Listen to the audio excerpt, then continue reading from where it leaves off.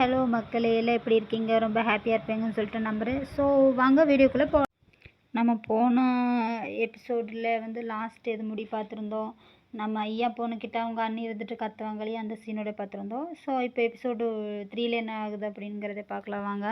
Starting சீன்லேயே பார்த்தீங்கன்னா அவங்க 2 பேரும் அவங்க ஒய்ஃபும் நம்ம சியான் பையன் இருந்துட்டு பேசிகிட்டு இருக்காங்க. என்னன்னு அப்படின்னு பார்த்தீங்கன்னா, ஏன் நீ சத்தம் போட்டு இப்படி சண்டை போட்டுருக்குறீங்க 2 பேருமே அப்படின்னு கேட்கும்போது, நான் எங்கே சத்தம் போட்டேன், உன் தங்கச்சி தான் இதுக்கு எல்லாத்துக்குமே காரணம். நான் ஒன்றும் இது எவ்வளவோ ட்ரை பண்ணி என்னை கண்ட்ரோல் பண்ணுறதுக்கு, ஆனால் என்னால் முடியல உன் தங்கச்சி பண்ணதுக்கு அப்படிங்கும்போது நம்ம ஷியான் பையன்ட்டு சொல்கிறேன். என்னன்னு பார்த்தீங்கன்னா, இப்போ நான் வந்ததுமே பக்கத்து வீட்டுக்காரங்களாம் சொன்னாங்க, ஏதோ உங்கள் வீட்டில் புதுசாக ஒரு நபர் வந்திருக்கிற மாதிரி எனக்கு தோணுச்சு அப்படின்னு நினச்சேன் அப்படின்னு சொல்லிட்டு அவங்க எல்லாம் சொல்கிறாங்க. இதை கேட்டபோது எனக்கு இடியே விழுந்த மாதிரி ஆயிடுச்சு. ஏமா நான் யாராவதுக்கு தெரிஞ்சிருச்சுன்னா என்ன பண்ணுறது, அது கொஞ்சம் நீ யோசிக்கவே மாட்டியா அப்படிங்கும்போது, நான் இது பண்ணி பார்த்தேனே, என்னால் முடியல. உங்கள் அம்மா ஆசையே எனக்கு அந்த பாவாடையை வாங்கி கொடுத்தாங்க இல்லையா, ட்ரெஸ் எடுத்து கொடுத்தாங்க. பட் அதை இப்படி பண்ணால் எனக்கு எவ்வளோ கோவம் வரும், உன் தங்கச்சிக்கு தெரியாதா, இல்லை உன் தங்கச்சி இப்படி தானா அப்படின்னு கேட்கும்போது நம்ம சியான் போய் என்னாச்சு அப்படிங்கிற மாதிரி பார்க்கும்போது, இங்கே பாரு ட்ரெஸ்ஸை பாரு அப்படின்னு சொல்லிட்டு ட்ரெஸ்ஸை காமிக்கிறாங்க. காமிக்கும்போது பார்த்தீங்கன்னா அந்த ட்ரெஸ் எல்லாம் அந்த சுடு தண்ணி பட்டு ஒரு மாதிரி ஆயிடுச்சு. அந்த இடம்லாம் சுடு தண்ணி பட்ட இடத்துலலாம் இப்போ எப்படி நான் உங்கள் அம்மா முகத்தில் முழிப்பேன், ஃபஸ்ட்டு பாரு அப்படின்னு சொல்லிட்டு அவங்க சொல்லும்போது, ஓ இப்படி ஆயிடுச்சா அப்படின்னு சொல்லிட்டு நம்ம சியான் போய் ஓகே சாரி அப்படின்னு சொல்லிட்டு அவங்க ஒய்ஃப் கிட்ட சாரி ஏற்றுட்டு நின்றுட்டுருக்குறாரு. அடுத்த சீன் பார்த்தீங்கன்னா மக்களே, தங்கச்சி கூப்பிட்டுட்டு அவர் நம்ம ஈயா பொண்ணு வீட்டுக்கு ரூமுக்கு போயிருக்காங்க. அவர் ரூமுக்கு போகும்போது வாங்கணும் இல்லை அப்படின்னு சொல்லிட்டு அந்த பொண்ணு கூப்பிட்டுட்டு பேசும்போது, நீ ஏன் இப்படி பண்ண, எதுக்கு நீ இப்படி செய்கிற அப்படின்னு கேட்கும்போது, என்ன அவள் சொன்னாலா அப்படின்னு அந்த பொண்ணு கேட்குது.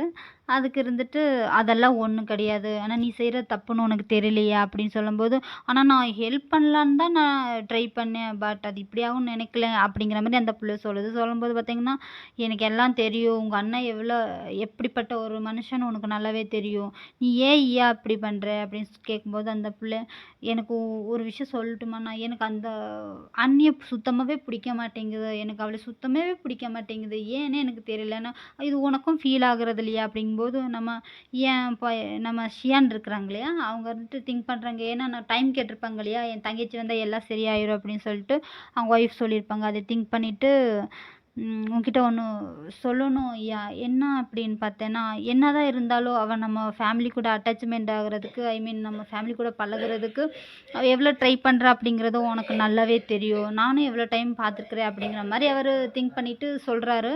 அதனால் தயவுசெய்து அவளுக்கு கொஞ்சம் நாமும் சான்ஸ் கொடுக்கணும், அவள் என்னதான் இருந்தாலும் இப்போ அவள் என்னோட மனைவி இல்லையா, அதனால நீ கொஞ்சம் இதை புரிஞ்சு நீயும் தெரிஞ்சு நடந்துக்கோ ஓகேவா, அவள் கூட கொஞ்சம் நீயும் நல்ல விதமாக நடக்கிறதுக்கு ட்ரை பண்ணு ஓகேவா அப்படின்னு சொல்லும்போது, சரி நான் ட்ரை பண்ணுறேன் அப்படிங்கிற மாதிரி அந்த பிள்ளைய பார்த்துட்டு, இதெல்லாம் உங்ககிட்ட சொல்லி அவள் தான் சொன்னாளா அப்படிங்கிற மாதிரி நம்ம ஏன் பையனை பார்க்கும்போதும், அதெல்லாம் ஒன்றும் இல்லை அப்படின்னு சொல்லிட்டு, சரி டைம் ஆயிடுச்சு நான் தூங்க போகிறேன் அப்படின்னு சொல்லிட்டு ரூமுக்கு போயிட்டேன். தூங்குறேன்னு சொல்லிட்டு போனது தூங்கலை. ஸோ அவங்க ஒய்ஃபு அந்த ட்ரெஸ்ஸு ரொம்ப இதாக இருக்கும் இல்லையா, ஒரு மாதிரியா இருக்கும் இல்லையா, அந்த சுடிதார் பட்டு அந்த ட்ரெஸ்ஸுக்கு அவர் ஏதோ பெயிண்டிங்கை வச்சு ட்ராயிங் பண்ணிகிட்ருக்கிறாரு. நைட்டு முழுக்க இதுதான் அவருக்கு வேலையாக இருக்குது மக்களே.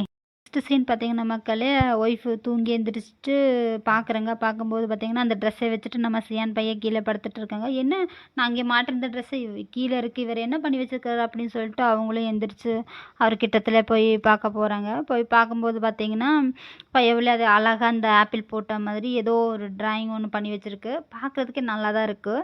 ஸோ இதை பார்த்துட்டு அவங்க எடுத்துகிட்டு, பரவாயில்லையே அங்கே வச்சுருந்தது இவர் எடுத்து இவ்வளோ ஒர்க் பண்ணி வச்சுருக்குறாங்களே அப்படின்னு சொல்லிட்டு நம்ம ஷியான் பையனை பார்த்துட்டு சிரிக்கிறாங்க. சிரிச்சுட்டு சரி அப்படின்ட்டு அந்த ட்ரெஸ் எடுக்கும்போது பார்த்தீங்கன்னா, அங்கே ஒரு பேப்பர் இருக்குது. அதில் என்ன எழுதிருக்கு அப்படின்னு பார்த்தீங்கன்னா, சாரி அப்படின்னு சொல்லிட்டு அதில் எழுதியிருக்கு. அப்போது அதை பார்த்துட்டு அவங்க ஹஸ்பண்டை பார்த்துட்டு அப்படியே ரசித்து நின்றுட்டுருக்காங்க மக்கள். ஃபஸ்ட்டு பார்த்தீங்கன்னா மக்களே, 2 பேருமே குளிக்கிறதுக்கு அந்த ட்ரெஸ் எடுத்துகிட்டு கிளம்பிட்டாங்க. எங்கேயோ ட்ரெஸ் எடுத்தாலே அவங்க குளிக்க போகிறாங்கன்னு தான் எனக்கு தோணுது. ஸோ அப்போ ட்ரெஸ் எடுத்துகிட்டு அவங்க 2 பேரும் வாக் பண்ணி நடந்துட்டு போகும்போது என்ன பேசிட்டு போகிறாங்க அப்படின்னு பார்த்தீங்கன்னா, நம்ம ஒய்ஃப் நீங்கள் ரொம்ப அழகாக ட்ராயிங் பண்ணுறீங்க, இதே உங்களுக்கு ஒரு ஒர்க்காக இருந்துச்சுன்னா நல்லாயிருக்கும் அப்படிங்கும்போது, நம்ம ஷியான் பையனும் பார்த்துட்டு, நான் உங்ககிட்ட ஒன்று சொல்லட்டுமா, எனக்கு ரொம்பவே வருத்தமாக இருக்குது, அதான் ஹெல்ப் பண்ணுற விதமாக என்னால் முடிஞ்ச ஒரு சின்ன ஹெல்ப் அப்படிங்கிற மாதிரி அவங்க 2 பேரும் பேசிட்டு போகிறாங்க. இதை பார்த்ததுமே அவங்க தங்கச்சி மறைஞ்சிருந்து பார்த்துட்ருக்குது மக்களே. அது பார்த்துட்டு என்ன என் அண்ணன்கிட்ட திட்டுவாங்க வச்சுட்டு நீங்கள் 2 பேரும் ஹாப்பியாக போகிறீங்களா அப்படின்னு சொல்லிட்டு அது பின்னாடியே ஃபாலோ பண்ணிட்டு போகுது. பின்னாடியே ஃபாலோ பண்ணிட்டு போயிட்டு இருக்கும்போது இவங்க ஊர் கதை உலக கதையெல்லாம் பேசிட்டு போகிறாங்க மக்களே. பேசிட்டு போகும்போது இது பின்னாடி இருந்துட்டு ஃபாலோ பண்ணிகிட்டே போயிட்டு ஐயோ கடவுளே என்னதான் பேசுவாங்க இவங்க ஒன்றுமே புரிய மாட்டேங்குது அப்படின்னு சொல்லிட்டு இது பின்னாடி மறைஞ்சு போய் பார்த்துட்ருக்கு. அப்போது கடைசியில் பார்த்தீங்கன்னா சரி இதுக்கு மேலே நீங்கள் தனியாக போங்க நான் தனியாக போகிறேன் அப்படின்னு சொல்லிட்டு 2 பேரும் பிரிஞ்சுட்டு போகிறாங்க.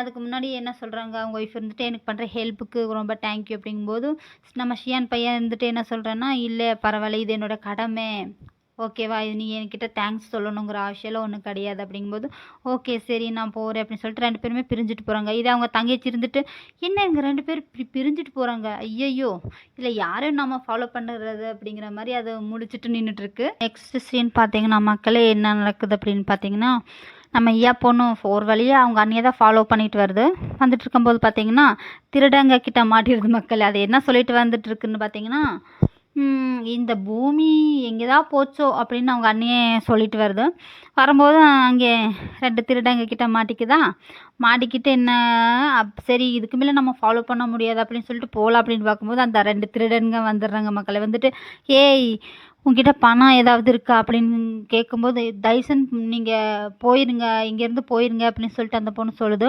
அதுக்கு வந்துட்டு அவங்க 2 பேருமே என்ன பண்ணுறாங்கன்னா நல்ல முறைக்கு நாங்கள் சொல்கிறதே நீ கேட்டேன்னா எல்லாமே நல்லதாக தான் நடக்கும் இல்லைன்னா பார்த்துக்கோ அப்படின்னு அந்த பிள்ளையை இது பண்ணிட்டு இருக்கும்போது நீங்கள் ஏன் இப்படி பண்ணுறீங்க அப்படின்னு சொல்லிட்டு அந்த பிள்ளைய கத்திட்டு இருக்கும்போது நீ இப்படியெல்லாம் சொன்னால் சரிப்பட்டு வர மாட்டேன் அப்படின்னு சொல்லிட்டு அந்த பிள்ளைய அங்கே ஒரு பாறை மாதிரி இருக்குது அதில் தள்ளி அடிக்கலாம் அப்படிங்கும்போது பார்த்தீங்கன்னா கையை யாரோ பிடிக்கிறங்க.